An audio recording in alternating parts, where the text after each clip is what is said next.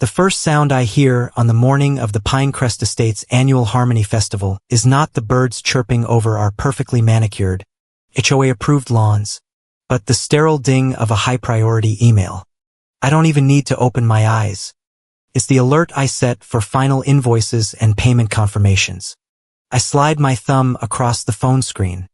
The blue light stings in the pre-dawn darkness of my bedroom. The email is from Boulder Blooms. Subject line: Final invoice, Pinecrest Harmony Festival, due EOD. I squint at the PDF.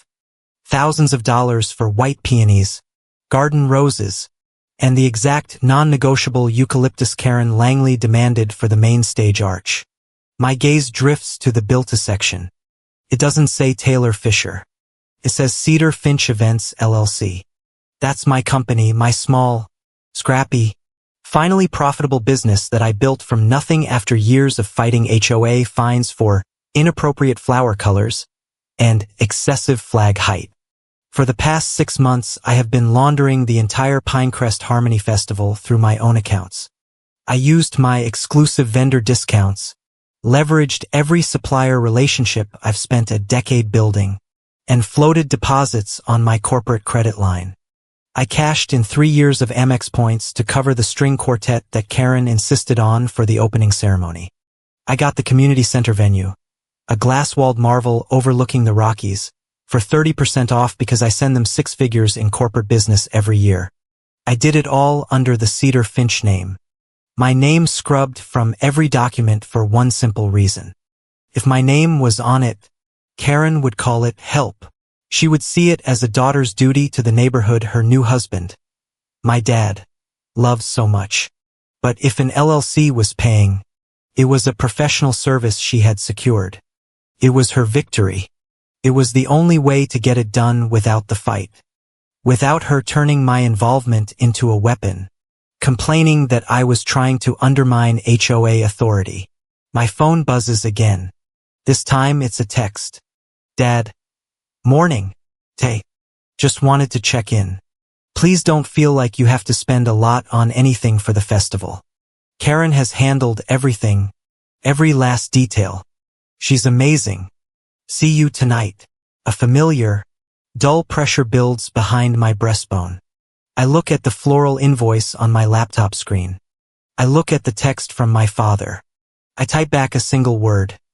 Okay. Then I open my business banking portal, select the Boulder Blooms invoice, and hit send payment. The final one. The last major outstanding bill. It's done. The entire festival is now paid in full. I'm about to close the laptop when another notification pops up.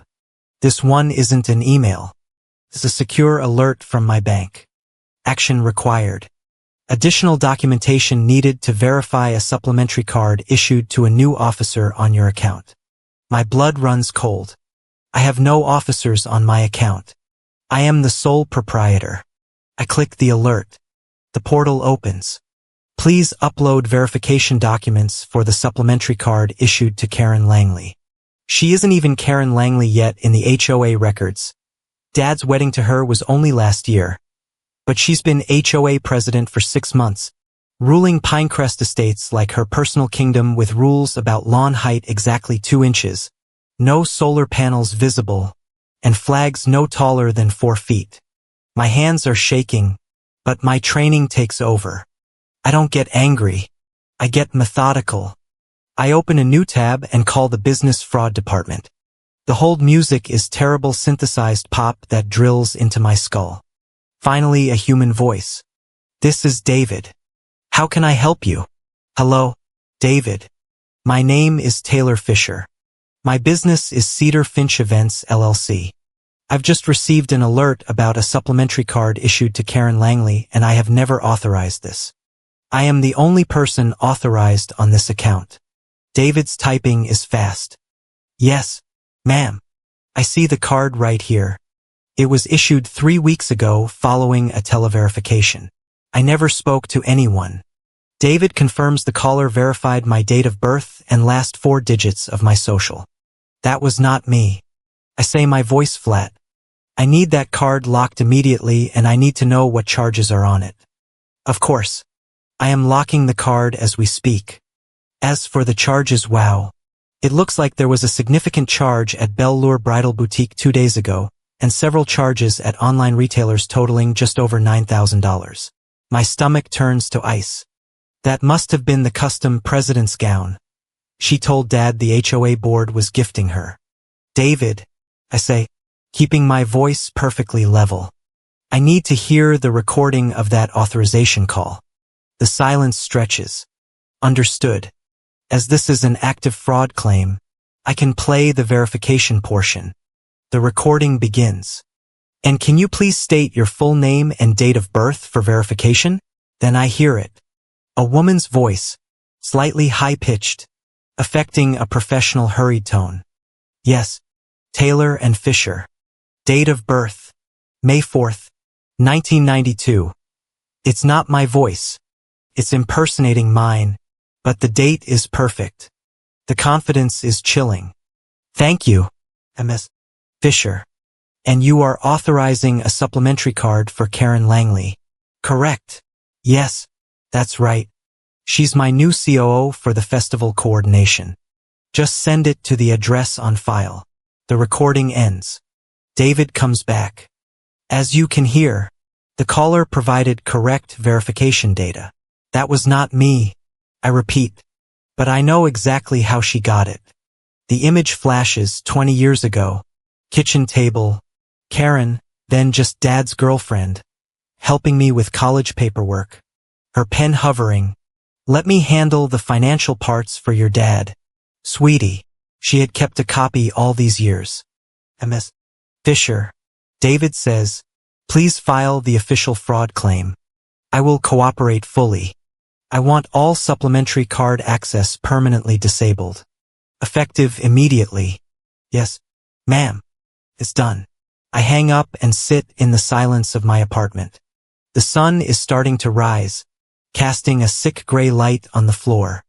The fury is so cold and so total that it's almost peaceful. I open a new file on my laptop, a blank spreadsheet.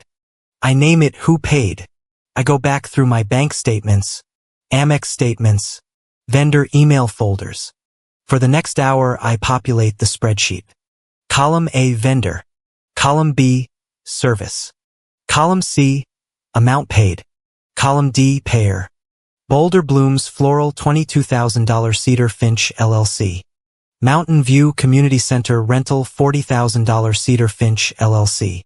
Epicurean Catering $38,000 Cedar Finch LLC. Strings of the Rockies Ceremony Music $4,000 Cedar Finch LLC via Amex Points. Top Shelf Bar Service $15,000 Cedar Finch LLC. Belle Lure Bridal $9,000 Fraudulent Karen Langley. On and on it goes. The lighting, the insurance, the rentals, the custom stage. I create a pie chart. A dark gray slice for the fraudulent gown purchase. A tiny sliver for the few hundred Karen actually paid for custom napkins. The rest, a massive overwhelming blue Cedar Finch LLC. I run the numbers. 98%. My phone lights up again. It's the vendor group chat I created. Karen isn't in it. She doesn't have time for those little details. The chat is named Festival Dream Team. Marcus, band leader, morning team. Stage and sound check-in still good for 4 p.m. I type back a professional reply.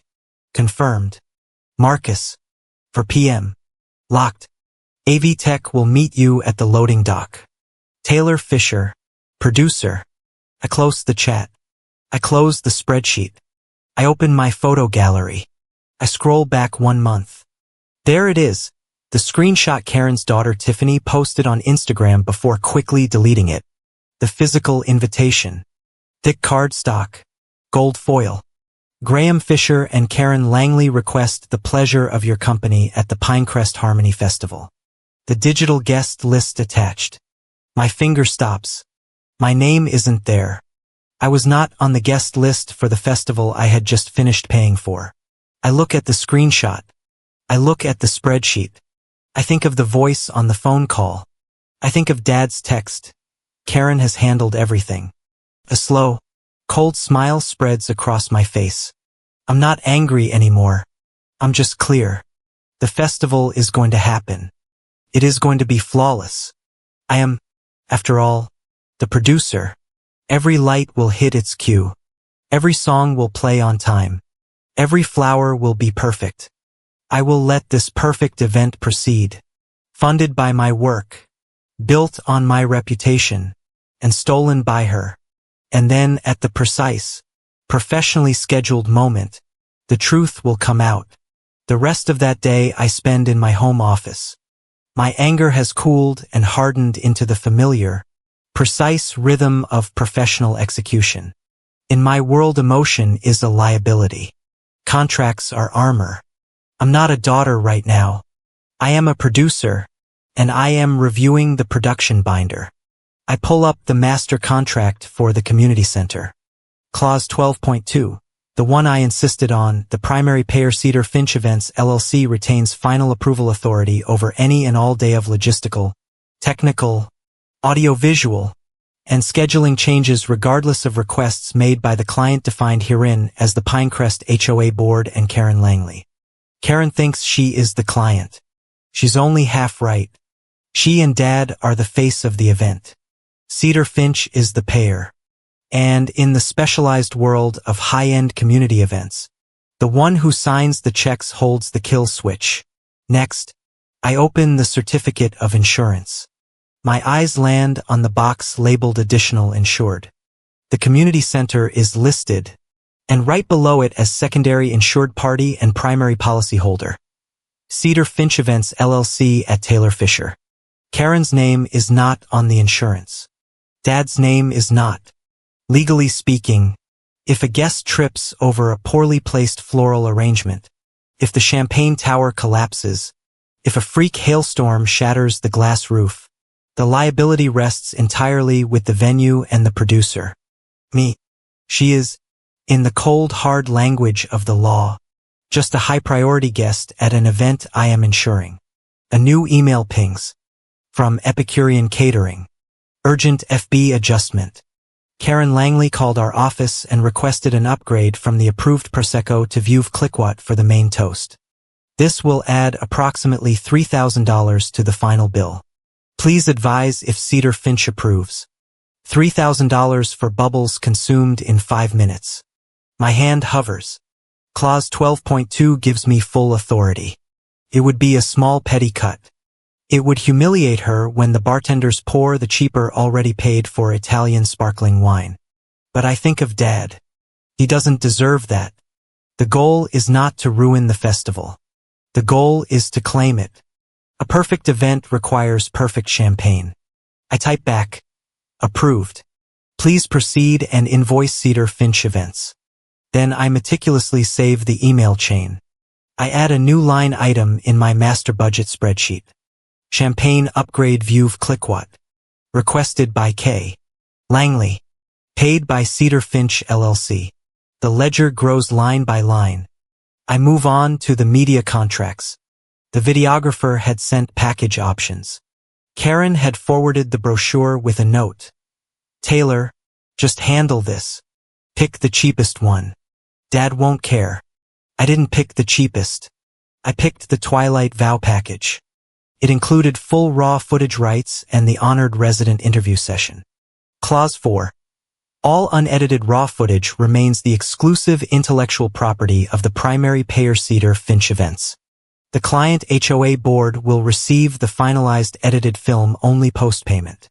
This means I will own the footage of the ceremony.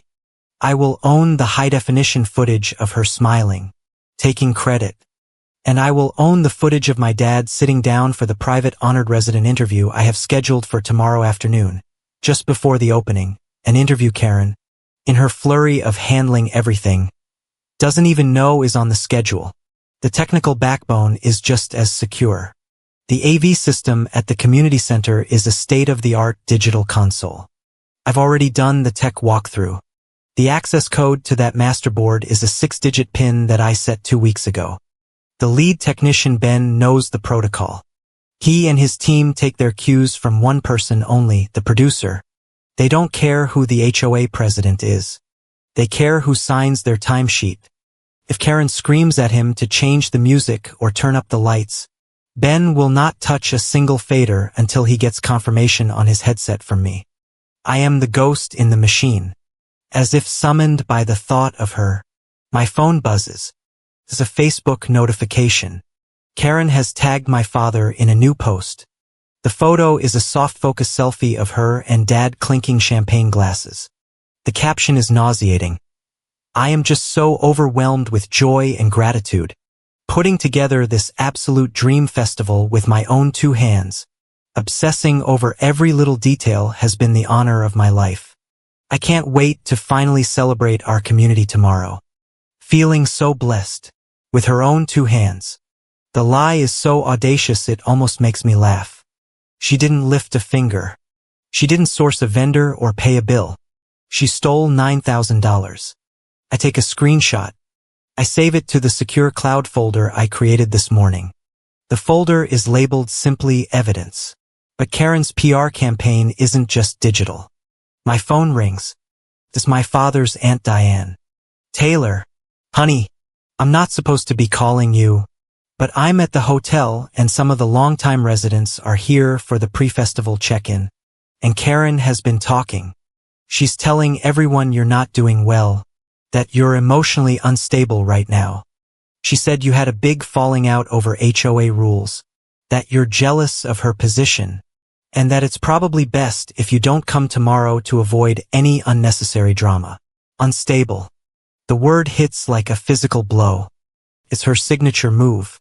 The florist who refused out-of-season peonies was unstable. Now it's my turn. Thank you for letting me know, Diane. I say, my voice perfectly level. I appreciate you telling me.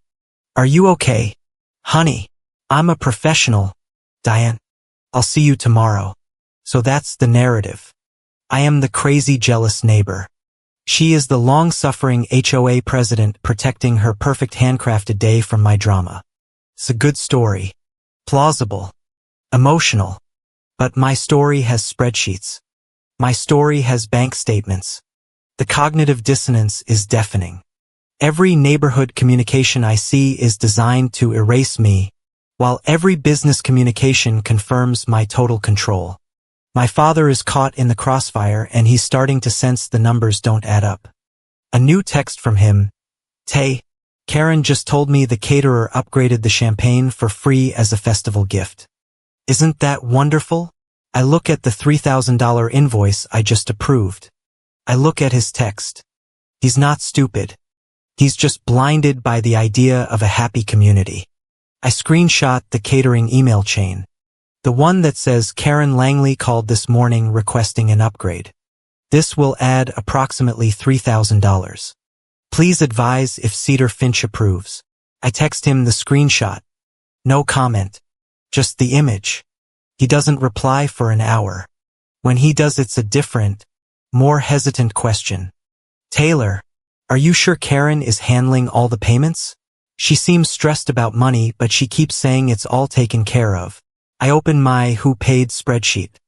I screenshot the pie chart, the one showing the sliver of Karen, the fraudulent gown, and the massive dominant blue of Cedar Finch events. 98%. I text him the pie chart. No comment. I'm not going to argue. I'm not going to fight Karen's PR campaign with my own. The facts are the facts. The ledger is the ledger. I have one last piece of preparation. I open the staging contract addendum for the band and AV technician. I add one final clause. Addendum 4.3. All ceremony and reception background music will be sourced directly from a master digital file provided by the producer Cedar Finch Events. This means the band won't just play their standard set. They will play the specific high-quality audio tracks I provide in the order I set. I finalize the playlist. I drag the audio files onto a new encrypted USB drive. I label it Festival V3. Karen has her PR. She has the rumors. She has the title of president. But I have the insurance, the checkbook, the raw footage, the PIN code, and the encrypted playlist. The neighborhood story is hers. The accounting is mine. And tomorrow night, the accounting is the only story that will matter. The pre-festival mixer is on the community center's glass-enclosed rooftop. A space I secured for a 60% discount by booking it on a Thursday. It's exactly what Karen wanted. Ostentatiously expensive, filled with warm spotlights reflecting off hundreds of wine glasses. The laughter from the guests, mostly her bored friends and distant neighbors I've never really connected with, sounds brittle, echoing too loudly off the glass walls. I'm standing near the bar, nursing a sparkling water, watching the performance. I see her move across the room, a glide perfected over decades of HOA board meetings. Karen wearing an ivory satin dress that hangs perfectly on her frame. It's probably the dress, the $9,000 dress. She leaves a trail of her perfume, a heavy sweet gardenia that always chokes the air, the one she started wearing the month after my mother died. She stops directly in front of me, her smile bright and hard. My father is trailing a few steps behind her, looking nervous. "Taylor," Karen says, her voice a low confidential murmur as if we're sharing a delightful secret. "I'm so glad I found you. I just need to let you know about tomorrow night." I wait. I don't sip my water. I don't move. "You can't be there," she says. "You're not coming." She says it with the same casual air she might use to tell me they've run out of chicken. My father shuffles, his gaze fixed on a point somewhere over my left shoulder. "It's just," she continues, tilting her head with a look of practiced sympathy. "It's going to be a very emotional day, and some board members are so sensitive. They just really hate negative energy. We can't risk any drama on our special festival." I knew you'd understand. Drama. The word she uses to define any consequence of her own actions. Negative energy. The term she uses for anyone who doesn't buy her narrative. I let the silence hang in the air. A heavy, humid thing. I watch her smile falter. Just a fraction. She expected tears. She expected yelling. That would have fed her story. That would have proven I was unstable. "I understand," I say. My voice is flat, empty, a clean hard surface she can't get a grip on.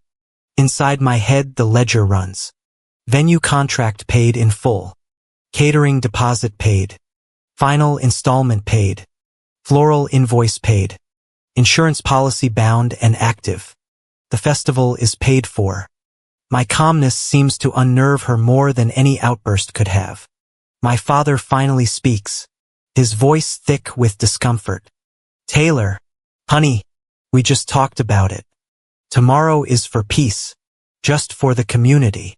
"I see," I say, my voice just as level. I am looking at my father, but he won't meet my eyes. He is a man caught in a trap of his own making, desperate to believe the fantasy he's been sold. Karen's smile snaps back into place. This was too easy. She thinks she's won. She reaches into her small glittering clutch bag and pulls out 2 folded sheets of paper and a slim, expensive-looking pen. "I am so glad you're being mature about this," she says, her voice dripping with false magnanimity. "We were so worried." She unfolds the paper. It's not a note. It's a document. "What is this?" I ask. "Oh, just a little formality," she says, waving her hand dismissively. "It's a simple non-disparagement agreement. It just says you won't, cause any trouble or spread any of those hurtful, unfounded rumors about the HOA. She holds it out to me. "You sign it," she says, her voice dropping to a conspiratorial whisper. "And we'll forget all about this. You can even come. We'll find you a seat. Maybe just for the last hour, after the ceremony and the dinner are over, for the final dance." She is offering to sell me a ticket to the festival I bought. My hand is steady as I take the document. I read it. The title is Event Confidentiality and Financial Release Agreement. I've read enough vendor contracts to spot the poison pill. The language is dense, but the intent is clear. It forbids me from disparaging Karen or the HOA publicly or privately. But the real venom is in paragraph 3. It states that the signer, me, agrees to waive any and all claims financial or otherwise related to the planning, execution, or financing of the Pinecrest Harmony Festival dated this Saturday. It's not an NDA. It's a waiver. It's a confession. If I sign this, I am legally stating that I have no financial stake. I am absolving her of the $9,000 fraudulent charge. I am erasing my company from the record. I am agreeing in writing that her story is the true one. I look up from the paper. I meet her expectant, triumphant gaze. I smile. I take the pen from her fingers. I feel the cool, heavy metal in my hand. I poise it just above the signature line, the one labeled Taylor A. Fisher. Karen's whole body relaxes. She thinks she has me. Then very slowly I place the pen down on the document right next to the empty line. I slide the papers and the pen back across the smooth surface of the bar until they are resting in front of her. No, I say. It is the only word I speak. It is quiet, but it cuts through the laughter and the music. My father flinches. Karen's face, the practiced mask of the loving president, cracks for one brief, satisfying second. I see the raw, unfiltered rage beneath. Her mouth opens. Her eyes narrow. Producer, there you are. Oh, thank goodness. A man with 2 camera bodies strapped to his chest hustles over to our tense little circle. It's Kenji, the head photographer from Cinema Verve, the one whose Twilight Vow package I approved. He completely ignores Karen and my father. His focus is entirely on me. Hey, I'm so sorry to bother you at the mixer. He says, all business, but I just wanted to confirm the shot list for tomorrow. You still want the private honored resident interview with your dad at 4:30 p.m. before the first look stage setup with Karen. Correct? In the library. I nod, keeping my expression professional. That's correct. Kenji. Hard stop at 5 o'clock. I need you in position for the board arrival at 5:15. Got it. And the AV team knows we're tapping their main soundboard for the ceremony audio. Already handled. I say. Ben's team has the junction box ready for you. Just patch in when you arrive. You're a lifesaver, Taylor. Seriously, he says, giving me a grateful grin. Best producer in Pinecrest. See you tomorrow. He taps me on the shoulder and vanishes back into the crowd, already framing his next shot. I turn back. Karen is staring at me. Her face is pale, her mouth slightly open. The confusion is warring with her anger. Producer, she whispers. The word sounds foreign, ugly in her mouth. My father looks completely lost. What was that? He asks, looking from me to Karen. What interview? What's he talking about? I don't answer him. I pick up my glass of sparkling water and take a small deliberate sip. Have a wonderful evening, I say, my voice calm and bright. I set the glass down. I walk away from them. I don't look back to see if they are following me. I move through the laughing drinking crowd, her crowd, past the string quartet playing a song I selected under the bistro lights I paid for. I step out of the noisy warmth of the rooftop and into the cool, quiet hallway. The elevator doors slide open as I step inside. I pull out my phone. The stainless steel doors close and I am alone watching my own reflection. My fingers fly across the screen. First I open my calendar. I create a new event for the following morning. 7 a.m. Reinforced security and access. I add 2 attendees. Myself and Kyle Jensen, the general manager of the community center, a man I've worked with for 8 years. Second, I open my secure file drive. I download the entire evidence folder, the bank statements, the pie chart, the call log from the fraud department, the screenshots of Karen's Facebook posts. I walk out of the community center, not to my apartment but to my office. The building is dark and silent. I turn on my main desk lamp. The only sound is the low hum of my commercial-grade printer as it wakes up. For the next hour I print every single page, every contract, Every addendum, every invoice marked paid in full.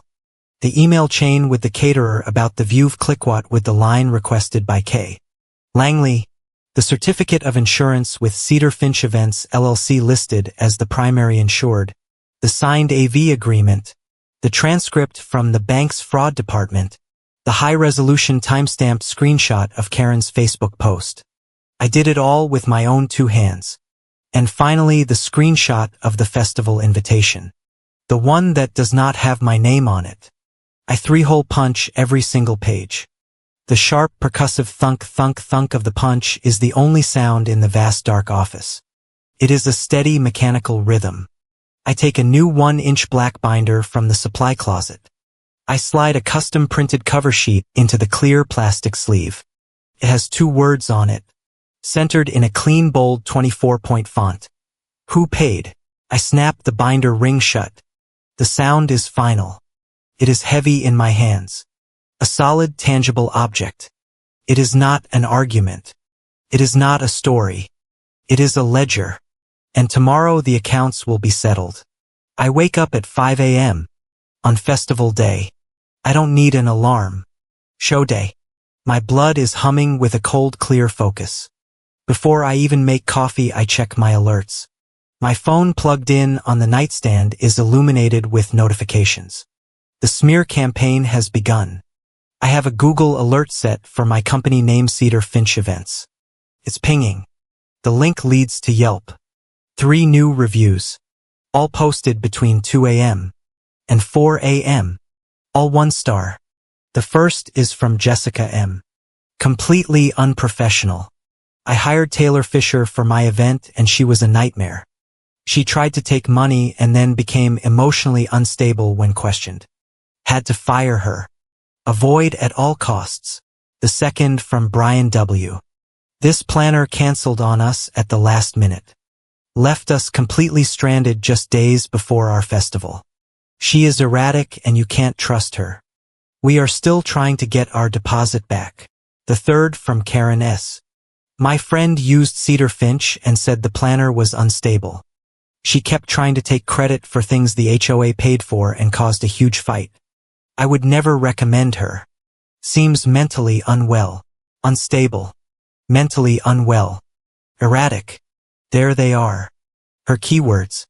The same words she used to describe Aunt Diane's concerns. The same narrative she was building. This is Karen's voice. Clumsy and furious. Filtered through 3 hastily created fake accounts.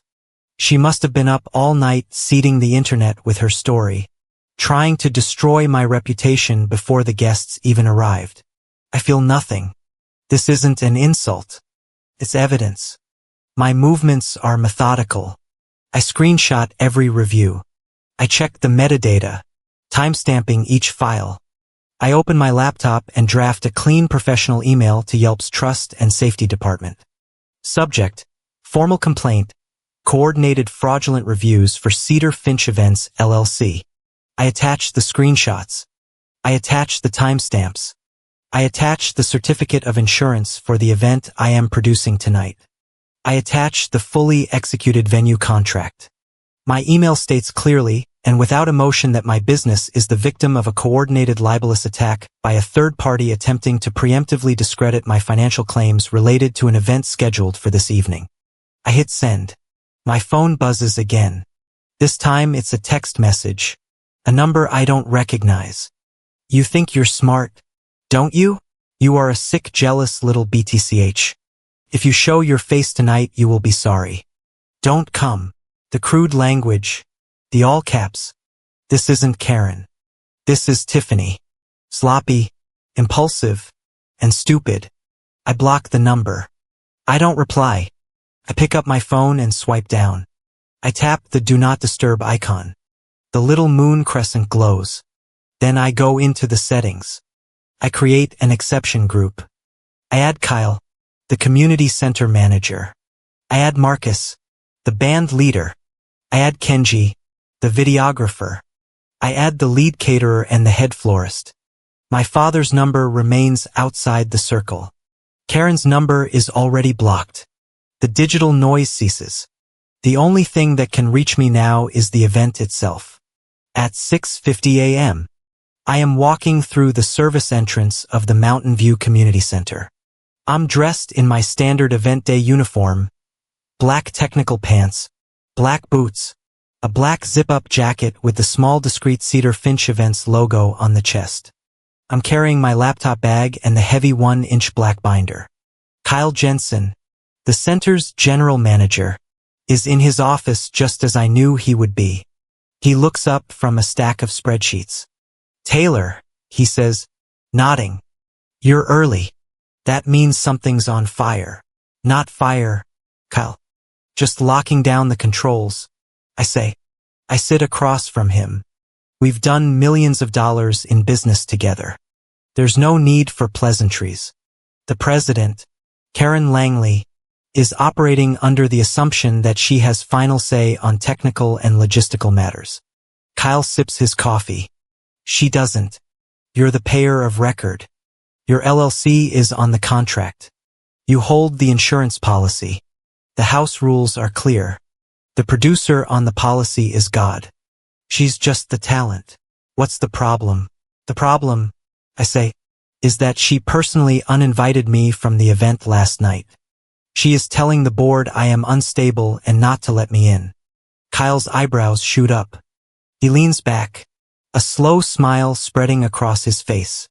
"Oh, she did. Did she? Well, that's a new one.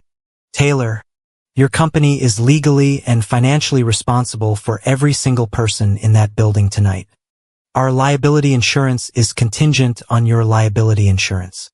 If you aren't on site, I can't let the event proceed. She doesn't get a festival unless you are here to run it." "That's what I needed to hear," I say. "I need your assurance that your front of house and security teams will run any guest list disputes through you, not her, and that the AV team answers only to me." "Already done," Kyle says.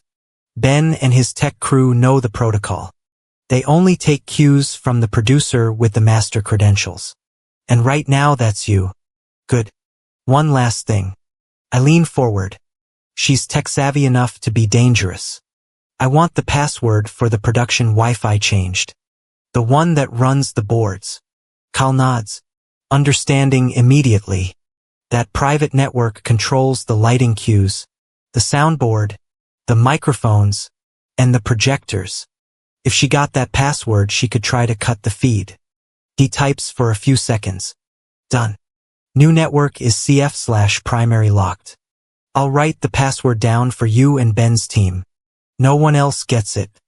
As I stand to leave, he says, "Taylor, good luck. Sounds like you'll need it." "I don't need luck, Kyle," I reply. "I have the contracts. I spend the next 3 hours in the empty ballroom. It's my church. I watch the sun hit the glass walls, watch the florists begin to arrive, watch the caterers polish thousands of glasses. I'm at my command center, a small draped table in the back corner, laptop open, headset on. I open the digital seating chart file. Karen had insisted on it. A fancy app that let guests see their table. At each place setting, a small elegant card was to be placed, printed with a QR code. Karen had sent me the link for the code 3 days ago. "This is for our community donation fund," her email said. "Make sure it's prominent." I had tested her link. It led to a cheap-looking website asking for cash. Now I open the QR code generator. I delete her community fund URL. In its place, I type a new hidden URL I created on my own website last night. The page is stark, elegant, and professional. The title: "A special thank you to the sponsors and production team of the Pinecrest Harmony Festival." It's not the full binder of invoices. It's just a simple rolling credit list, like at the end of a movie. Venue: Mountain View Community Center. Catering: Epicurean Catering. Floral design: Boulder Blooms. Music: Strings of the Rockies. Lighting and sound: Apex Avenue. And at the very top, in the largest font on the page, primary underwriter and event production: Cedar Finch Events LLC. Producer Taylor Fisher. It is a simple factual statement. I go into the web page settings. I schedule the page to go from private to public at exactly 6:45 p.m. Guests are scheduled to be seated at 6:30. The opening ceremony starts at 7. They will be sitting at their tables, phones in hand, idly scanning the pretty little QR code that they believe is a donation link. The countdown is now set. I check my bag. The black binder is secure.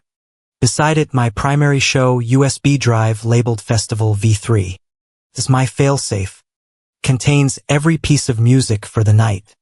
Perfectly timed, the prelude, the processional, the song for the honored residents, the recessional, and track labeled Father-Daughter Alt. Karen had sent me a syrupy generic pop song for the family dance. I had ignored it. Track 7 is an instrumental acoustic version of a James Taylor song my dad used to sing to me. It's our song. It's my backup plan.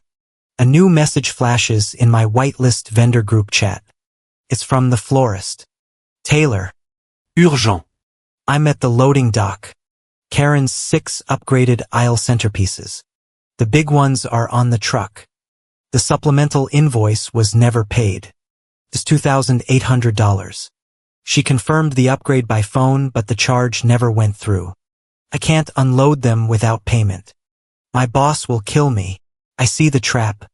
This is her last-minute power play. She stiffed the florist, knowing I would be the one to get the call. If I refuse to pay, the aisles are bare. The festival looks cheap. And it's the unstable producer's fault. If I pay, she gets her flowers and I'm out another $3,000. I open my corporate banking app. My fingers fly. My text to the florist. Do not under any circumstances contact the president. I am wiring the $2,800 from the Cedar Finch account right now. Send me the paid-in-full receipt the moment it clears. Unload the truck. The festival will be perfect. My phone buzzes. Payment received. Thank you, Taylor. You are a lifesaver. We are setting them up now. I save the final invoice. I add it to the evidence folder. The festival will proceed flawlessly with every single flower she demanded and I paid for. The last piece falls into place an hour later. A text from Kenji, the videographer, as his team begins to load in. Hey producer, we're setting up the mics. Just to confirm, we are micing the president, the honored resident, and tapping the main soundboard. We will be capturing all room audio for the ceremony and reception. Is that correct? He's asking if I want the ambient sound, the whispers, the guest reactions, the arguments. My reply is simple. Yes. Keep it rolling. Kenji. Capture everything. Thank you. The cameras are set. The audio is live. The trap is baited. The guests are on their way. The Mountain View Community Center is a tomb of potential. Hours before the first guest arrives, the air is still, cool, and smells of industrial cleaning solution and the faint green perfume of eucalyptus from the incoming floral buckets. My command center is a 6-foot table draped in black, tucked into an alcove behind the main bar, invisible to the floor but with a perfect line of sight to the tech booth and the ceremony dais. My laptop is open. My headset is charging. And in front of me is the binder. It's 1 inch thick, heavy, and bound in plain black. The cover sheet, visible through the clear plastic sleeve, contains only 2 words in a clean 24-point font. Who paid? I open it. This is not an act of anger. It is a final systems check. Every document in this binder is a paper cut, small and precise, invisible on its own, but together they are designed to bleed. The first tab is insurance. I tap the crisp sheet, the certificate of insurance. Policy number ending in 881. It lists a $5 million general liability coverage. The primary insured Cedar Finch Events LLC. The additional insured Mountain View Community Center. There are no other names. Legally, Karen Langley is just a guest at my event. My event, my liability, my rules. The second tab, venue, The 40-page master contract. I flipped directly to Addendum B. Clause 12.2, the clause I insisted on. Primary payer Cedar Finch Events LLC retains final approval authority over any and all day of logistical, technical, and scheduling changes. Her title of president gives her the spotlight, but my status as payer gives me the switch. The third tab, vendor contracts. I run my thumb over the stack. Every single one, from the string quartet to the lighting technician, is countersigned by me. I stop at the invoice for the festival arch. It's a masterpiece of sugar and buttercream modeled after a photo Karen had torn from a magazine. The full price is listed, but at the bottom there is a line item, 40% industry courtesy discount Cedar Finch Events. Below that, a handwritten note from the baker. Thanks for the continued partnership, Taylor. Karen has been telling her board friends she talked them down on the price. The paper shows the truth. My professional relationship subsidized her arrogance. Then I get to the appendix. This is the part 1 assembled with surgical care. The tab is labeled Requests by K. Langley. This section is my masterpiece of meticulous accounting. It contains every single email and text message where Karen attempted to overrule the budget, always with the assumption that the HOA would just quietly absorb the cost. Exhibit A, the email chain from Epicurean Catering. Karen Langley called our office requesting an upgrade from the approved Prosecco to Veuve Clicquot. This will add approximately $3,000. My reply, approved. Invoice Cedar Finch Events. Exhibit B, the invoice from Boulder Blooms, a supplemental charge of $2,800 for the 6 oversized aisle arrangements she demanded and for which she stiffed the florist this morning. My wire confirmation is attached. Timestamped 8:02 a.m. today. Exhibit C, the email from Marcus, the band leader. Hi producer. Karen stopped by during sound check and requested we replace the third song with a new pop track. Please confirm this change. My reply sent just 1 hour ago. Negative. Marcus, stick to the approved set list. All changes must come through me. Her requests, my approvals, her fantasy, my bank account. The next tab is banking. This one is colder. This is the printout from my business bank's fraud department. It shows the secure message. Supplementary card issued to Karen Langley.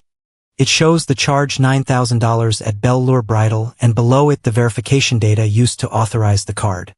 The phone number provided during the televerification. I have cross-referenced it. It is the same personal cell phone number Karen listed on the catering contract as her primary contact. It is a clean, undeniable line connecting her directly to the fraud. I flip the page. Media contracts. The Cinema Verve agreement. I trace the words of clause 4, the one I had their legal team add. All unedited raw footage, B-roll, and associated audio files, including all captured ambient audio, shall be the exclusive intellectual property of the primary payer Cedar Finch Events for personal and promotional use. Kenji and his team are not just videographers. They are my sworn depositions. They are at this very moment capturing every setup conversation, every hushed whisper. They own the footage of my father's pre-ceremony interview, the one I scheduled, where I know he was asked, "What do you want to say to your daughter Taylor today?" I own the rights to his answer.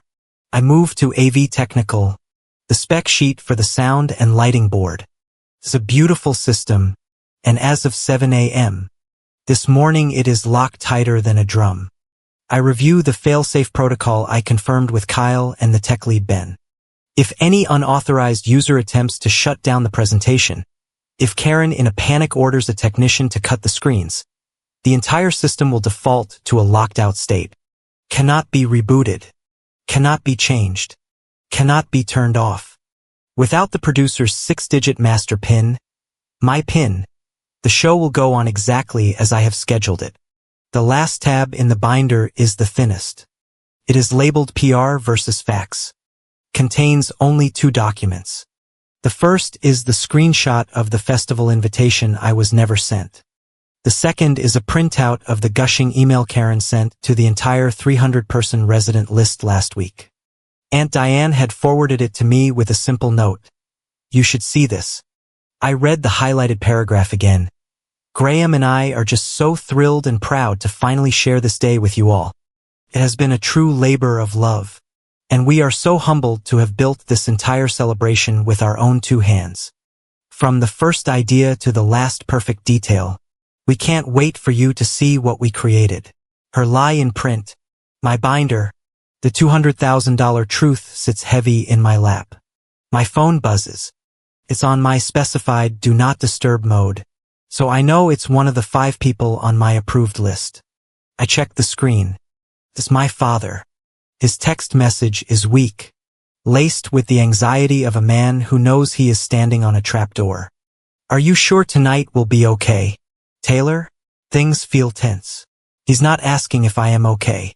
He's not apologizing for the exclusion, the humiliation, the smear campaign. He is asking me to be quiet. He is asking me to make his day okay by absorbing the loss just as I have been trained to do my entire life. He wants me to eat the cost, smile, and protect his fantasy. I look at the binder. I look at the text. I type back a single truthful sentence. I will be there on time. I won't be there as his daughter. I won't be there to make peace. I will be there as the producer. And I will be on time for my cue. I close the black binder. The snap of the 3 rings echoes in the quiet hall. It is a finite mechanical sound. I slide the binder into my backpack, which I place by the leg of my command table. Next I take the encrypted USB drive Festival V3. From my pocket I plug it into the master AV laptop, checking the playlist one last time. All tracks are correct. Track 7, Father-Daughter Alt, is ready. I eject the drive and place it next to my laptop. Finally, I pull a single clean white business envelope from my bag. Inside I have already placed a 1-page itemized summary of the entire event cost. It is not the messy detailed binder of proofs. It is a clean, simple, brutal invoice. It lists every vendor, every upgrade requested by K. Langley, the fraudulent $9,000 charge, and the grand total at the bottom. I lick the envelope and seal it. I write nothing on the outside. The binder is the evidence. The USB is the soundtrack. And this envelope, this is the bill. The paper cuts are all laid out. The doors open in 1 hour. The late afternoon Colorado sky was a sheet of dry, hard blue. The sun dropping toward the mountains hit the glass walls of the community center and shattered into 1,000,000 points of metallic gold. It was beautiful, sterile, and cold. I walked through the automatic front doors, my black boots silent on the polished marble floor. The lobby buzzed with the manufactured warmth of a high-end event. Residents in cocktail attire were already gathering, their voices high and bright. A string quartet, my string quartet, the one I had booked 9 months ago, was playing softly in the mezzanine. I bypassed the guests and walked directly to the welcome table. It was draped in the champagne gold sequin tablecloth Karen had insisted on, the one that cost $400 to rent. A young woman I didn't recognize, wearing a center blazer and a clipboard, smiled at me. Welcome to the Pinecrest Harmony Festival. May I have your name, please? Taylor Fisher, I said. Her smile remained fixed, but her eyes were blank. She scanned the glossy printed guest list. Her finger ran down the F column. It stopped. I'm sorry, she said, her voice dropping into a polite, rehearsed apology. I don't seem to have a Taylor Fisher on the list. I know, I said. I unzipped the side pocket of my backpack. I didn't pull out the binder. I didn't need to. I pulled out a single trifold document. I'm the producer, I said, handing her the paper. She unfolded it, her eyes scanning the dense text. It was the certificate of insurance, the COI. Her eyes widened slightly as they registered the $5 million liability coverage. She saw the policyholder name Cedar Finch Events, LLC. She saw the event title Pinecrest Harmony Festival. She saw the name of the insured producer on site Taylor Fisher. She looked up, her professional smile gone, replaced by genuine confusion. I don't understand, the woman stammered. Could you please get the front of house manager? I said it was not a question. A man in a sharp black suit materialized at her shoulder. I recognized him from Kyle's team. David. He saw me and his entire demeanor changed. Ms. Fisher, he said with a nod of recognition that was almost a salute. We were expecting you at the service entrance. David, I said, I'm coming in the front. This attendant needs clarification on the access list. David glanced at the COI in the woman's hand, then at the guest list. He sighed, a tiny professional puff of air. Thank you, Sarah. I'll take it from here. He turned to me. He reached under his desk and pulled out a small black paper wristband. Your producer credentials. Ma'am, he said. He wrapped the band around my wrist. The adhesive sealing with a quiet rip. It wasn't satin. It wasn't gold. It was functional. It was black. It meant I had access to every lock, every room, every network. What is going on here? Karen's voice cut through the lobby. She swept toward us. She was wearing a cream-colored silk jumpsuit, her hair and makeup flawless. She looked every inch the radiant wealthy president. She was followed by Tiffany, who was already frowning, her eyes glued to her phone. Karen didn't look at me. She directed her fury at David. I gave explicit instructions to the staff, she said, her voice low and tight. This woman is not a guest. She is not welcome here. She is to be removed. David did not flinch. He stood at his full height. His voice was perfectly level, pleasant, and as hard as the marble floor. Good evening, Ms. Langley. I'm afraid that's not possible. Excuse me? Karen's voice went sharp. I am the president. That is my festival. You will do as I say. Ma'am, David said, his patience clearly manufactured. As per the master contract for the event, Ms. Fisher is the producer of record. Her company, Cedar Finch Events, is the primary payer and the sole insurance policyholder for this entire function. Karen stared at him. The words primary payer and policyholder hung in the air. Alien and hostile. I don't care what some paper says, she hissed. She is not invited. With respect, David continued, his voice chilling. Her invitation is irrelevant.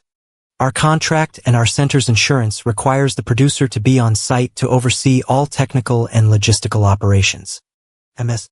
Fisher has contractual access to all areas, including this lobby and the audiovisual booth. If she is removed, I will be forced to shut down the event. Silence. A few residents had turned to watch. Karen's face was a mask of pure white-hot rage. Her smile was gone. Her eyes were slits. She knew she had lost. This was a language she did not speak. Social pressure, emotional blackmail, rumors, that was her territory. Contracts, insurance, liability, this was mine. Mommy, Tiffany whined, finally looking up from her phone. She tugged on Karen's silk-clad arm. Mom, Kenji is waiting. He needs the first look with Dad shot right now or the light will be gone. He's mad. Karen was trapped. The performance of the perfect day. The schedule she had memorized was pulling her one way. The reality of her failed coup was holding her here. The performance won. It always did. She shot me a look of such venom, such unadulterated hatred that it was almost impressive. It was a promise. Promise that this was not over. She turned, her jumpsuit swirling, and stormed off toward the president's suite, Tiffany trailing in her wake. This is ridiculous, she threw over her shoulder. Absolutely ridiculous. I watched her go. I turned back to David. Thank you, David, please ensure your team knows. No cues from the board. Everything goes through me as per the contract. Yes, producer, he said. I adjusted the black wristband. I walked past the check-in table, past the towering perfect floral arrangement I had paid for that morning, and through the service door that led to the back of house. The noise of the lobby vanished. I was in the cool, quiet, fluorescent-lit corridor of the event space. I walked up a flight of metal stairs and entered the AV booth. It was dark, high above the main floor, overlooking the entire empty perfect room. The glass wall in front of me gave me a god's eye view. The soundboard, 2 production laptops, and the lighting console glowed with a soft, steady constellation of green, red, and blue lights. Ben, the lead tech, sat in the main chair. He saw me and tapped his headset. Producer on deck, he said into his mic. Hey, Taylor, we're all patched. Ready for your checks. I dropped my backpack. I stood next to him, my hands landing on the smooth, cool plastic of the main audio board. My heart was perfectly, wonderfully calm. The fury was gone. The hurt was gone. There was only the show. This was my cockpit. Let's run the mics. Ben, I said, my voice crisp in the small dark room. Roger. Efficient mic is hot. I toggled the fader. Check. President's lapel. President's lapel. Check. Podium. Podium is hot. Check. I moved to the next console. Main presentation screen. Sync to my feed. Ben typed a command. The massive LED wall behind the ceremony dais, which had been showing Karen's static logo, flickered and changed. It now mirrored my laptop screen. Feed is primary, he said. You have the con. My phone in its protected exception mode buzzed. A message in the Festival Dream Team vendor chat. It was from Marcus, the band leader. Doors at 6:45. Guests are in the foyer. We are standby. I typed my reply. Confirmed. Standby for queue. Welcome. Let's give them a good show. Team. I looked at the glowing screens. I looked at the empty chairs, the perfect flowers, the stage set for a lie. I took the encrypted USB drive Festival V3 from my pocket. I slotted it into the master laptop. The drive light blinked. A small window popped up on the screen. The playlist loaded. The tracks were all there. Track 01, Prelude. Track 02, Processional. Track 07, Father-Daughter Alt. The system was armed. The doors were opening. The trap was set. From the AV booth, the room was a masterpiece of my own design. 300 residents seated at tables draped in ivory linen. Their faces lit by the thousands of tiny fairy lights I had personally specified, strung through the rafters like a galaxy of captured stars.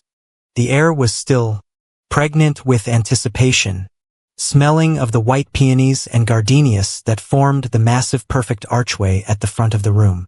The arch I had paid for twice, once on the contract and again that morning. It was flawless. Every dollar, every fight, every bit of swallowed pride was visible in the perfection of the scene. On my headset I heard the clipped professional voice of David, the front of house manager. House is full. Producer, we are green for opening. I tapped Ben, the lead technician, on the shoulder. Kill the walk-in music. Cue lights alpha. I'm starting the prelude. Ben's fingers moved over the console. The ambient jazz faded to silence. The house lights dimmed to a warm, intimate amber, and the spotlights on the floral arch brightened, drawing every eye to the stage. A perfect manufactured hush fell over the crowd. I pressed the cue for track 01 on my laptop. The first pure notes of the string quartet swelled through the speakers, clean, crisp, perfectly mixed. I slid the fader up just a fraction, letting the cello's resonance fill the room, then eased it back. It was a controlled, calculated breath.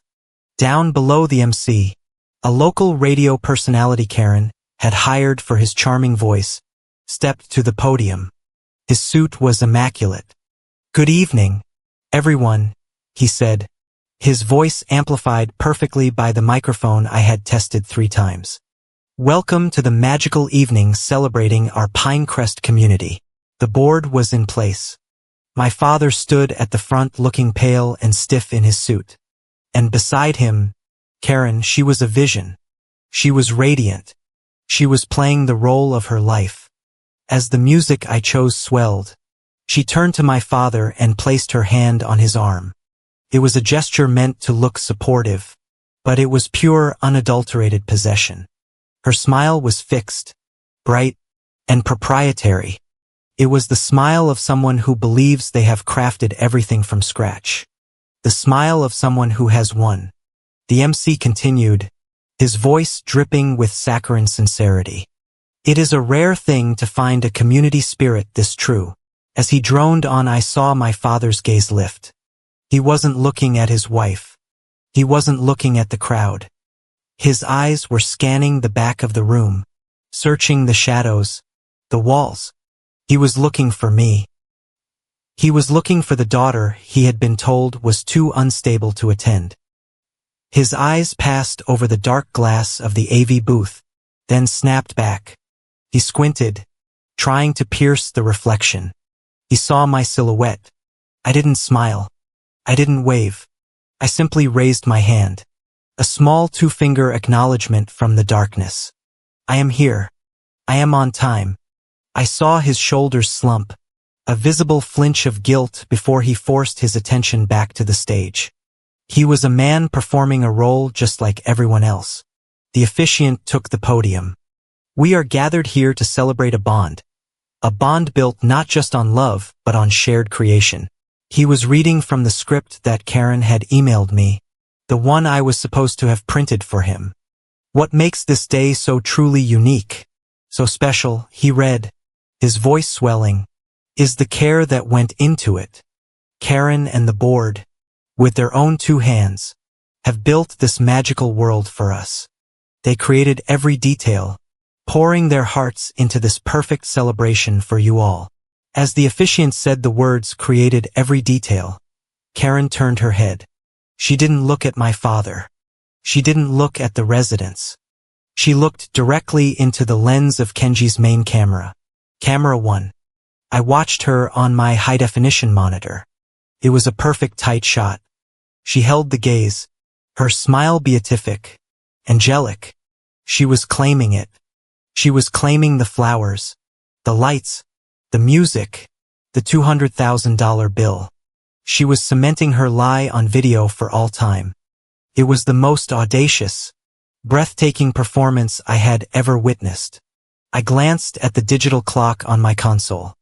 The red numerals glowed. 6:45. Right on schedule. My part of the performance began across the room on 300 tables at 300 place settings, the small, elegant program cards.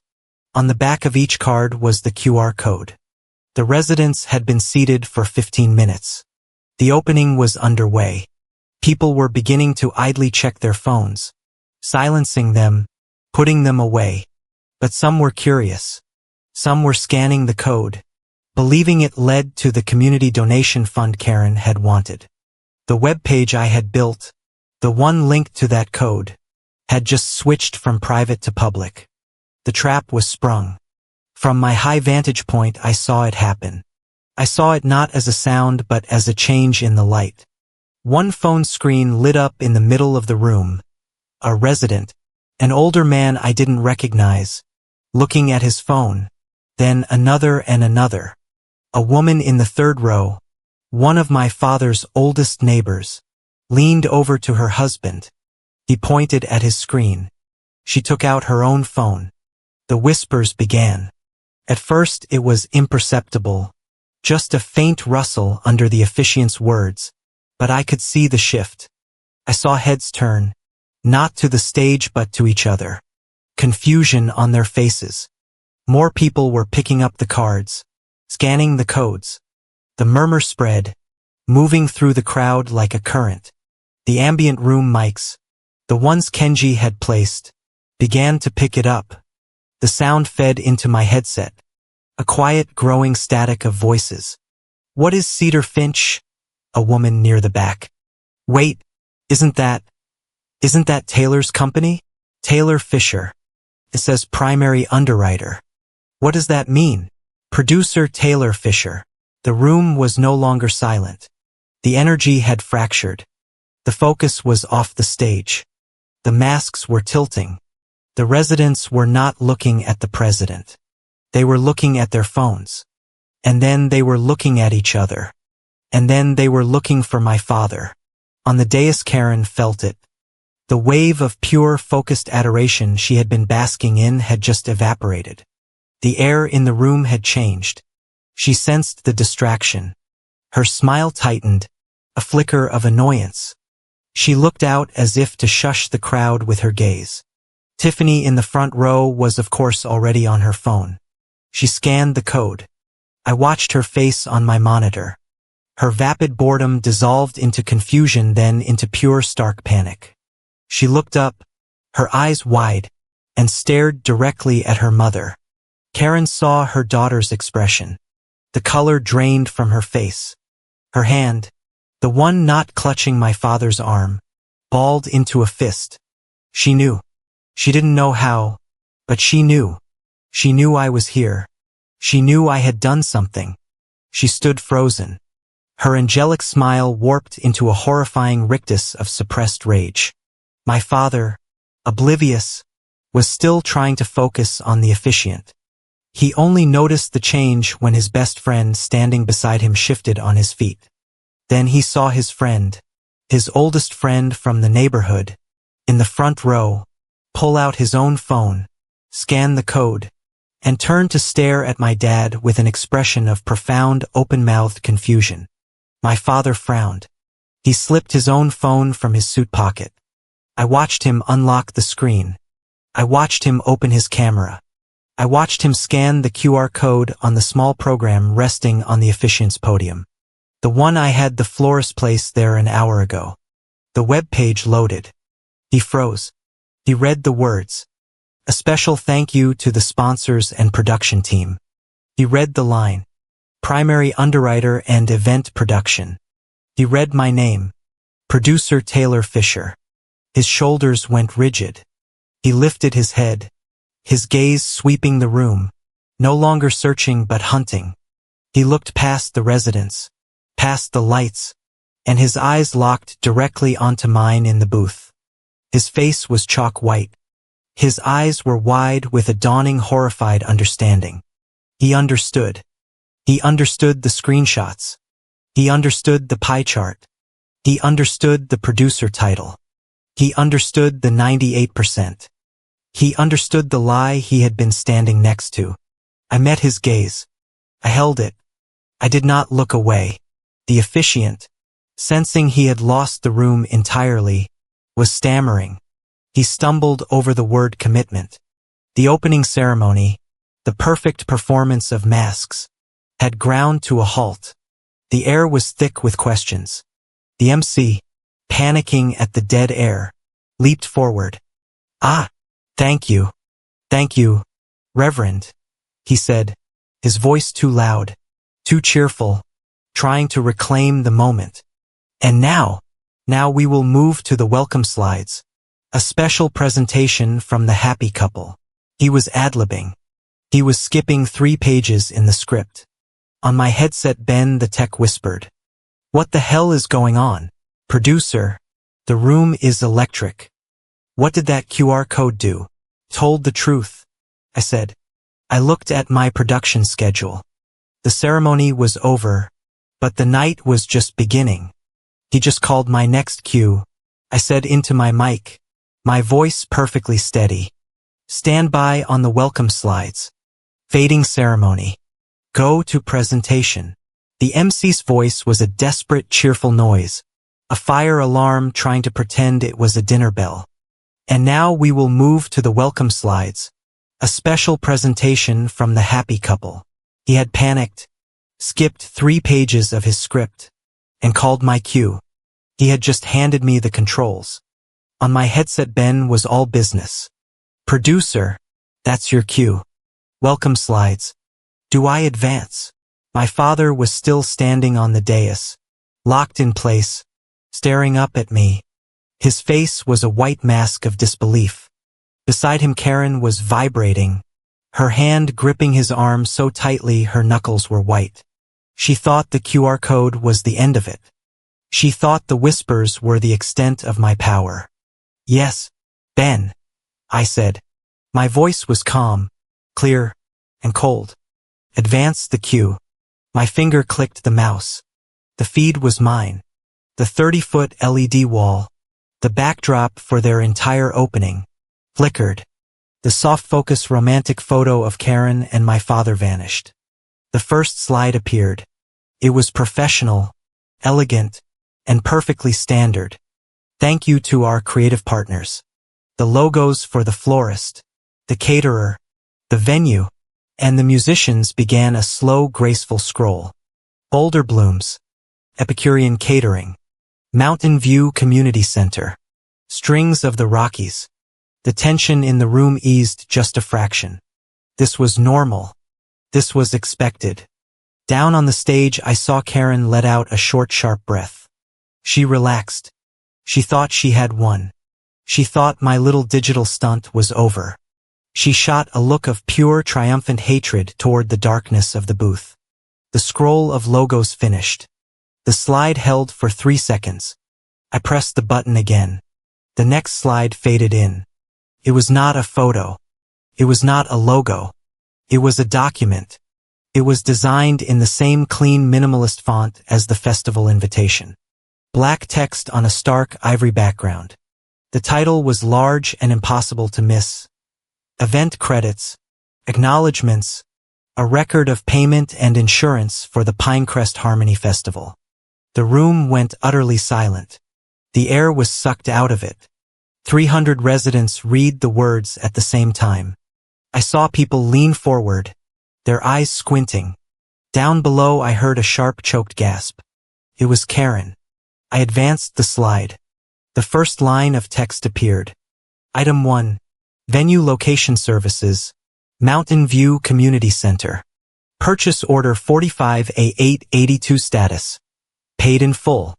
Payer of Record, Cedar Finch Events LLC. A low murmur started. I heard Aunt Diane whisper, Cedar Finch.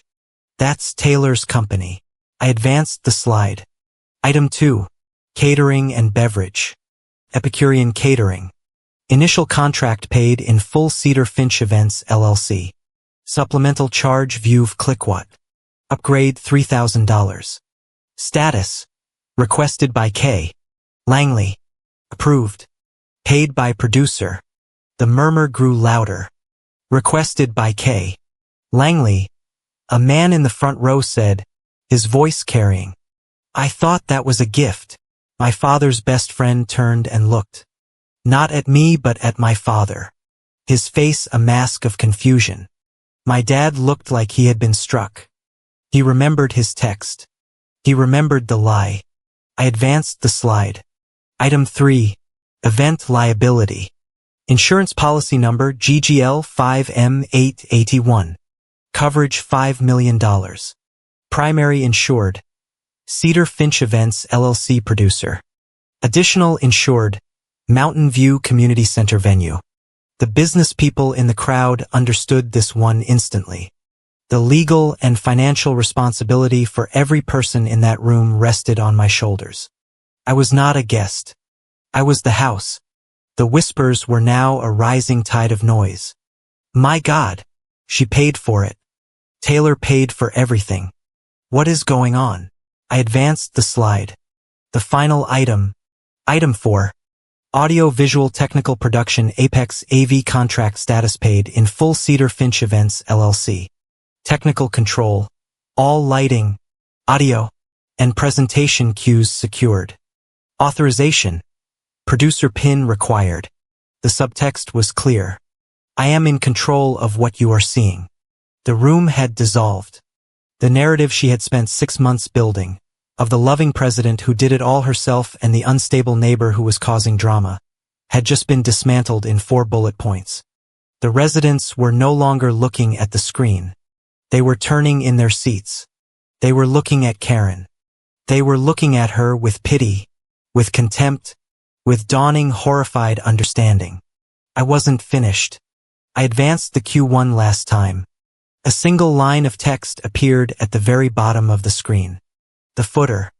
It read, "Display of primary sponsor and payer acknowledgements is required as per clause 7.4 of all vendor and venue contracts." This was not an attack. This was a legal obligation. I wasn't getting revenge. I was, as the producer, simply fulfilling the terms of my agreements. I had weaponized the fine print. That's when she broke. "No!"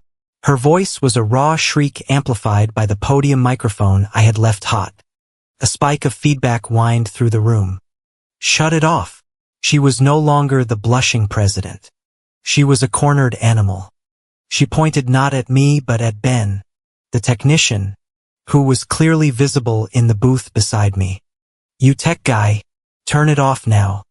I order you to shut it off." The entire room went silent.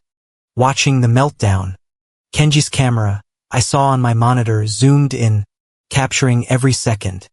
Ben, a consummate professional, did not touch a single fader. He tapped his headset as if listening for instructions. He looked down at Karen, his expression one of polite confusion. "I can't, ma'am." His voice boomed through the speakers, amplified for all to hear. "The system is locked." "What do you mean it's locked?" she screamed, her voice cracking. "I am the president. Turn it off." Ben looked at me. I gave him the slightest, slowest nod. He leaned into his own microphone. "The console is requesting a producer PIN authorization to override the presentation schedule." "I'm afraid I don't have that code." Her head snapped up, her eyes wide and black with panic. She finally found me in the darkness of the booth. "You?" she screamed, a sound that barely sounded human. You are ruining my festival." She lunged as if to storm the booth herself. But my father's hand shot out and clamped down on her arm. His grip was not gentle. "Karen," he said, his voice dead. "Stop. Just stop." The residents were standing now. Phones were out. The perfect festival was now a public spectacle. A raw exposed wound. I had them. I had the proof. I had the witnesses. And now I had the confession. Kenji's cameras had captured her reaction, her fury, her undeniable guilt. I didn't need to show them the fraudulent $9,000 charge. I didn't need to show them the binder. The ledger had done its work. I had been surgical. Now it was time to be merciful. My finger moved to the next cue button. I pressed it. Instantly the screen went blank. The damning list of invoices and contracts vanished, replaced by a single serene blank ivory slide, the exact same color as her festival dress. The room held its breath. I had shown them who held the power. I had shown them who could turn the lights on and who could turn them off. I leaned into my own private microphone, the one that fed only to the MC's earpiece. "Breathe," I said. "Now introduce the board for the reception. Stick to the script." The MC, who was pale and sweating, fumbled with his index cards. He looked at the blank, peaceful screen, then at Karen, who was hyperventilating on the stage, held in place by my father's grip. He stammered, looking out at the sea of shocked faces. I had not raised my voice. I had not shed a tear. I had not said a word to the audience. And I had told them everything. The blank ivory screen was a ceasefire. The silence it created was louder than any music, more damning than any accusation. The residents were frozen, a sea of 300 statues, their faces a mixture of shock, confusion, and a new dawning electric awareness. Then the MC, his voice cracking from a combination of panic and my own direct feed to his earpiece, spoke into the void. "Ladies and gentlemen," he boomed, his cheerfulness grotesque. "It seems we are having a brief, A very brief 5-minute technical pause. Please, the bar is officially open. We will resume in just 5 minutes. This was the signal. The music swelled. A generic upbeat jazz I hadn't chosen, but it was perfect in its banality. It was the sound of a system trying to reboot to cover the wound. The residents, grateful for a command, began to stand, their voices erupting into a furious collective whisper. But Karen wasn't looking at the residents. She was looking at the booth. The mask of the president was gone. The angelic beatific smile had been ripped away, and what was left was pure unadulterated acid. She was no longer performing. "You!" Her shriek cut through the jazz. She had wrenched her arm free of my father's grip. She wasn't gliding. She was stalking. She shoved past a startled resident, her ivory dress tangling in a chair, and made a direct line for the AV booth at the back of the room. "You ruined it. You ruined my festival." I stepped out of the booth, my backpack in hand, and met her in the narrow corridor just as she arrived. Her face was inches from mine, contorted, ugly with rage. You little... I will have you arrested." 2 uniformed center security guards, who had been subtly monitoring the exits, moved to intercept her. But Kyle, the community center's general manager, was already there. He put himself physically between us, his body a solid wall in a dark suit. "Ms. Langley," he said, his voice quiet but carrying the absolute authority of the house. "You need to lower your voice. She destroyed my festival," Karen screamed, pointing a finger at my face. "I want her gone. I want her arrested for sabotage." I ignored her. I looked past her shoulder to Kyle. I reached into my jacket and pulled out the single-sealed white business envelope. "Kyle," I said, my voice as calm as if I were checking out. "This is the final itemized bill. It details all supplemental charges requested by Ms. Langley that were not part of the base contract paid by Cedar Finch Events. As you can see, her signature is on the hard copy approvals for the upgrades." Kyle took the envelope. He didn't open it. He just held it. Karen stared at the envelope. What bill? I didn't approve anything." "She's lying." "That's not true." "Ma'am," Kyle said, his voice flat. "I just reviewed the contract addendums with my catering director. As per clause 12.2 of the event agreement, any and all charges supplemental to the base package are the direct personal financial responsibility of the party who requested them." He held the envelope up slightly. "The primary payer, Cedar Finch Events, has paid the base contract in full.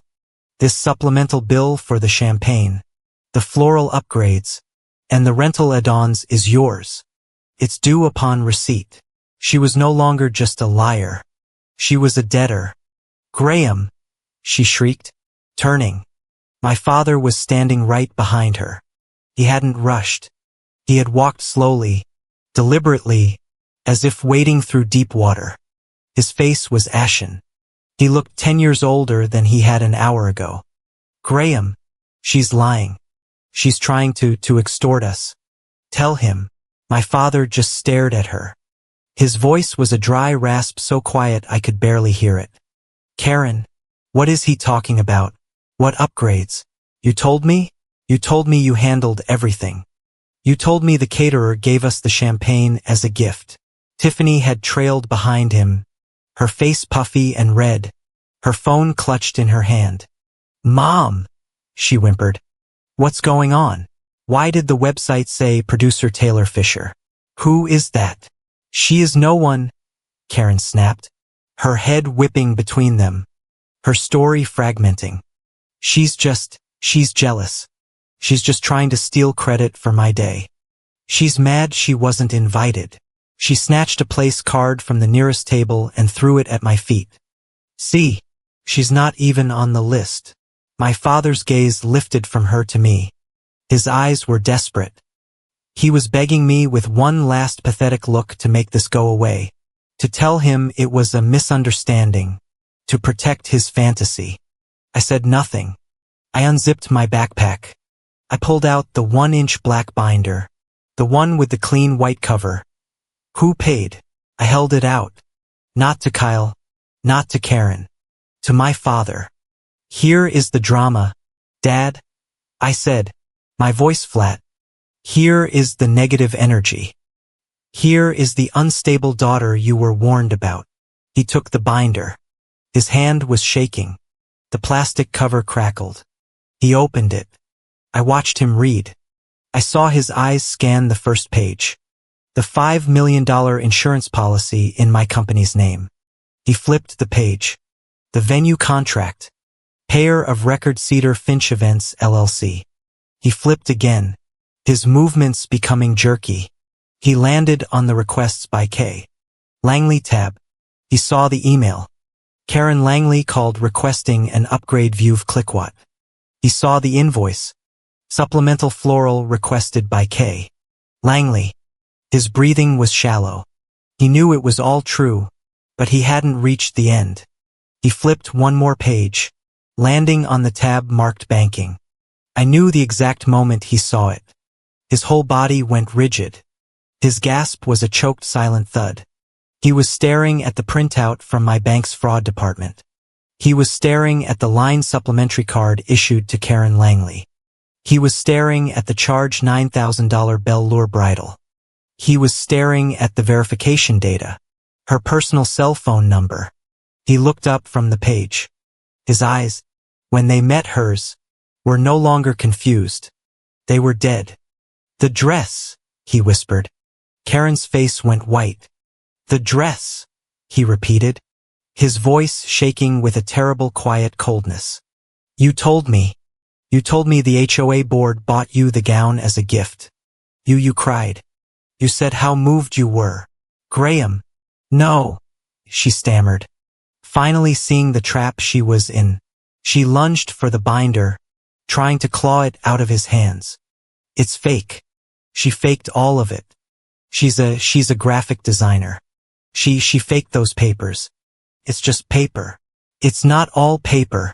Karen, I said. I pulled out my phone. I pressed play. The tiny digital recording sliced through the air. The sound was unmistakable. Call center voice.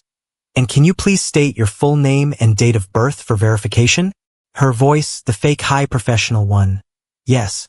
Taylor and Fisher. Date of birth May 4th, 1992. Karen froze. Her hand, which had been grabbing for the binder, stopped in midair. Call center voice. Thank you, Ms. Fisher. And you are authorizing a supplementary card for Karen Langley. Correct. Her voice. Yes, that's right. She's my new CO. Just send it to the address on file. The recording clicked off. Silence. My father stared at her. He recognized that voice. He had heard her use that exact saccharine all-business tone 1,000 times when she was trying to get her way. He knew it was not a lie. It was a felony. Kyle, who had observed every second, did not move. He simply raised his left hand. A subtle quiet signal to the two guards standing by the main doors. He gave a single slow tap to his earpiece. They didn't approach. They just watched. They were no longer security. They were witnesses. The silence was a vacuum waiting to be filled. The MC, bless his terrified script-reading heart, filled it. His voice, amplified, boomed over the speakers again, cutting into our small private hell. All right, folks, we are almost ready. Just a moment longer. Thank you for your patience. What a night. The room held its breath. The party was frozen. The lie was exposed. The bill was on the table. And the real show was about to begin. The MC's voice was still echoing. A phantom cheer in a room struck silent. The 5-minute technical pause had stretched into an eternity. My father stood there, the black binder, my ledger, open in his trembling hands. He was staring at the printout of the fraudulent credit card authorization. He looked at Karen, her face a mask of exposed rage. And then he looked at me, his daughter, standing in the cold corridor, the producer who had just presented her final invoice. The air was so thick with unsaid things it was hard to breathe. The residents were a silent, watchful jury. Kyle and his guards were a quiet, menacing perimeter. Karen, my father, and I were trapped in this bubble of truth. My father's gaze on Karen was dead. The love, the adoration, the willful blindness, it was all gone, burned away by the acid of the truth. He looked at her as if she were a stranger, a con artist who had been living in his house. Graham, she tried again, her voice a desperate wheedling thing, a complete shift from the shriek seconds before. Graham, darling, listen to me. She's twisting it. She's mentally unwell. We knew this. We talked about this. She's jealous. She's trying to destroy us. My father didn't even look at her. He just closed the binder. The thud of the cover was the only sound. He held the binder to his chest like a piece of evidence he was protecting. He turned his back on her. He turned his back on his wife. And he looked at me. His eyes were filled not with anger but with a profound, suffocating shame. He saw me, really saw me, for the first time in years. Not as a problem to be managed, not as a difficult child, but as his daughter, the one who had just ensured, produced, and paid for the entire spectacle of his humiliation. I felt the last of my cold professional armor crack. This was the moment. This was the endgame. It wasn't about the money. It wasn't about the lies. It was about this him, me. My hand went to my laptop, still open on the console behind me in the booth. My fingers found the mouse. I clicked on track 07. Father-daughter alt. I hit play. The abrasive panic jazz cut out. Silence. Then a new sound swelled to fill the room. It was not a pop song. It was not a loud celebratory track. It was the simple, clean acoustic opening of a James Taylor song. The one he used to play on his old guitar in the kitchen. The one I hadn't heard in 20 years. It was just a guitar, warm and clear. As the music began, my other hand moved to the lighting console. I brought down the harsh, bright house lights. I faded out the spotlights on the stage, plunging the now ruined floral arch into shadow. I brought up a single soft, warm spotlight. Not on the stage. Not on the dance floor, on the small empty patch of marble floor right where my father and I stood in the corridor between the world and the booth. The entire room, 300 residents, watched on the massive 30-foot LED screen. The blank ivory slide faded. A new slide with one single sentence faded in. It was in the same elegant script as the invitations. It read, "I sponsored this for your happiness, Dad. Not for anyone's humiliation." My father read the words on the screen. He listened to the music. Our music. He took one step toward me and then another. He walked slowly, deliberately, his back still to the woman he was supposed to celebrate with. He stopped 1 foot away from me, standing in the center of the soft, warm light. He held the black binder in one hand. He held out his other hand to me. The room was so quiet I could hear the hum of the amplifiers. "Taylor," he said, his voice thick, breaking. His eyes were wet. "If you'll have me, I'd like to have this dance right now." This was it. This was the choice. Not to forgive, not to forget, but to connect. Before I could move, a raw shriek came from behind him. She wasn't invited. Karen had lunged for the MC's podium. She had snatched the live microphone. Her voice, distorted with rage, boomed through the speakers, shattering the delicate moment. "You can't. She is not a guest. She..." My hand, already on the audio board, found the fader for the podium mic. I slammed it down. Her voice cut off instantly. I watched her on the monitor, still screaming into a dead piece of metal, her face purple, her perfect makeup ruined by tears of rage.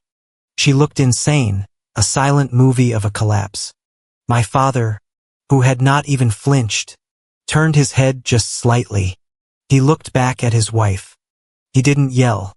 He didn't argue. He simply spoke into the quiet. His voice filled with a new cold finality. I'm inviting my daughter. It was a judgment. It was a verdict. It was the sound of a hammer falling. He turned back to me, his hand still outstretched. From the stage, the band leader Marcus, who had been watching this entire soap opera with his jaw on the floor, heard the acoustic track. He heard the simple, clear melody.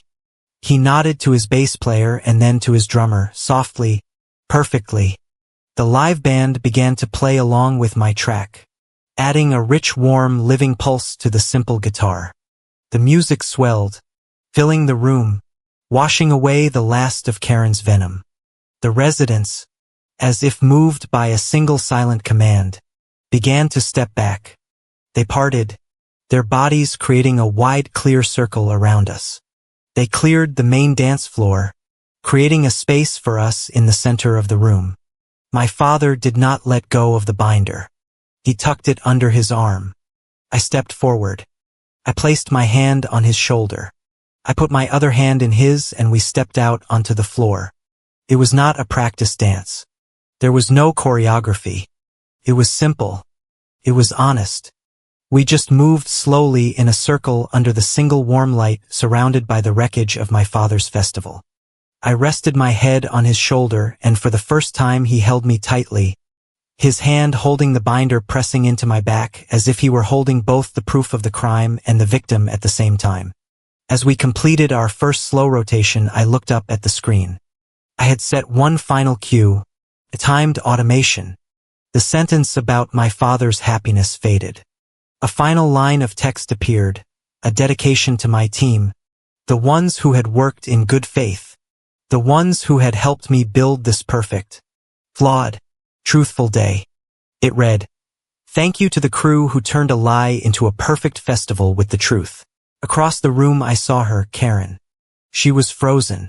She was standing alone, just outside the circle of light, the dead microphone clutched in her hand. She was staring at us. Every resident, every single one of the 300 people she had invited to witness her triumph was looking at her. They were watching her. Their faces were not angry. They were not hateful. They were blank. They saw her, a woman who had been so thoroughly, so publicly, so methodically exposed that there was nothing left to say. Her mouth was open, her lips moving, but no sound was coming out. The music swelled, the live band and the recorded track perfectly in sync. My father and I continued to turn. A slow, quiet orbit in the center of the storm. It was the collapse of an old regime. The quiet, undeniable realignment of power. It was over. Thank you so much for listening to my story. I'm curious. Where are you all listening from? Let's connect and share our thoughts in the comments. Please subscribe, like this video, and hit that hype button so more people can hear this story.